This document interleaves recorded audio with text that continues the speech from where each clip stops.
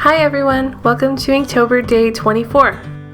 I've been having a bit of trouble lately coming up with ideas for Inktober. We're still dealing with packing up for the move and issues with our landlord, so sometimes it's kind of hard to focus on creating a good piece of artwork. Believe me, there are plenty of unfinished Inktobers that I have tried to work on and didn't turn out to be anything good, so it's not that I'm not drawing.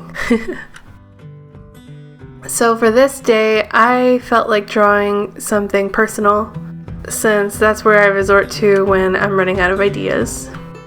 I was remembering the time back when I first started art school in 2011. I had bright red hair and I dressed like a witch all the time anyway. This was around the time when I would draw a lot of like occult things and a lot of darker stuff, at least compared to my artwork now. I was also really obsessed with the band Muse back then for years of my life. Not so much anymore, but they're definitely a huge influence on my artwork for years. I feel like this was one of my best and most inspiring times of my life, and it was definitely really exciting. So I thought I'd draw myself from that time as a witch, and this is an exact outfit I used to wear all the time, especially the shorts. Because most of my Inktobers have been really messy in my opinion, which isn't bad, I get a little frustrated with it sometimes. So for this drawing, I tried to keep it as clean as I could. So in order to achieve that goal today, I used a pen and nib. If you want to know more about these nibs and the pen I'm using, you might want to check out my Inktober supplies video from last year. These are still supplies from last Inktober that I really liked. But it is the Tachikawa pen nib holder, and I believe I'm using a G-nib. I'm not sure what the brand is, but it is a type of nib that's used by a lot of Japanese comic artists. And I kind of did my process a bit differently today. I inked it first, which a lot of people notice that I actually usually color first and ink later. But I feel like this kept it more clean and more refined for when I was coloring later.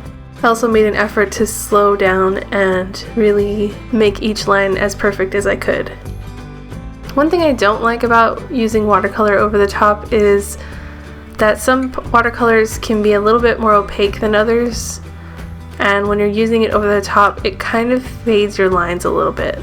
And I really like contrast and dark lines when I'm inking, so that's a little thing that bothers me sometimes, but it didn't turn out too bad.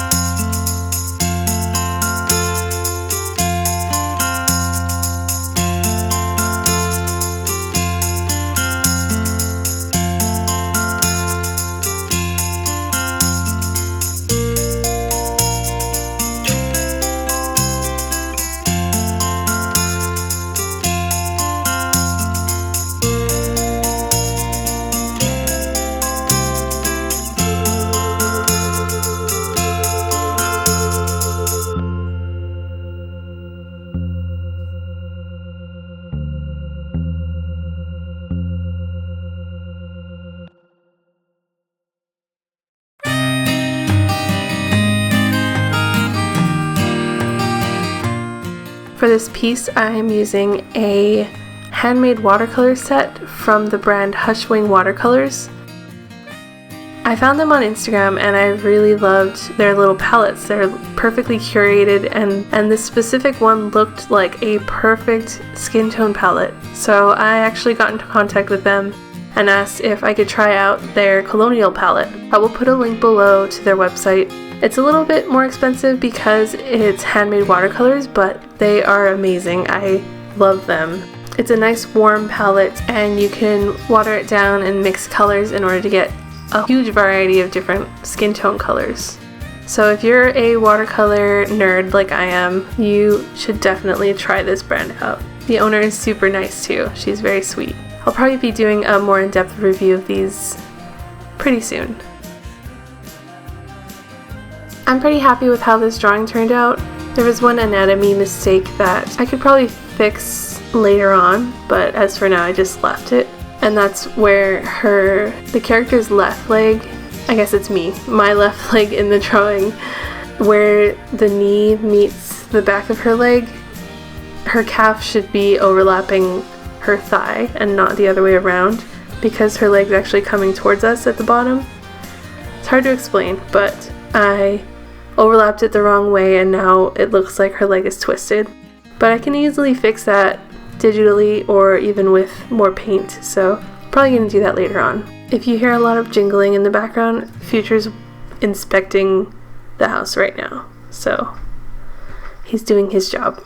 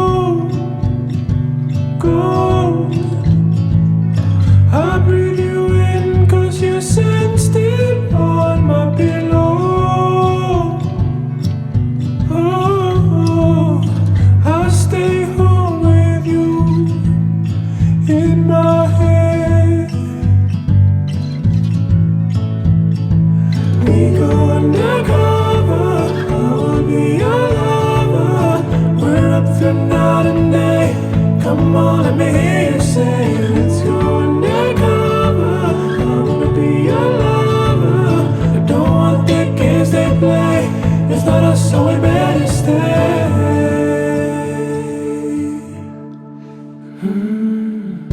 Is it real? Could this be a new beginning? Ooh, my whole world falls apart. I drew a bunch of my favorite items from 2011 around the legs of the character, and I also added in some tattoos. I don't have these tattoos and I never got them, but they are ideas that I had back then that I wanted to get tattooed. Some of them I even drew on myself sometimes. So I thought it would be a cool addition and would add a little bit more interest to the drawing.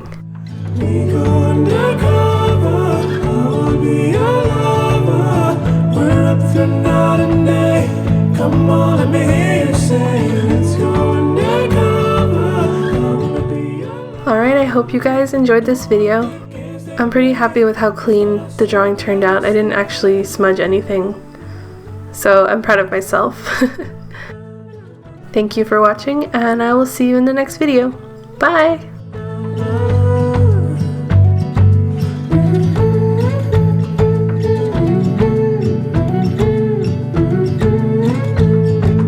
We go undercover, I will be your lover. We're up through night and day. Come on, let me hear you say, let's go undercover. I wanna be your lover. I don't want the games they play. It's not a soul.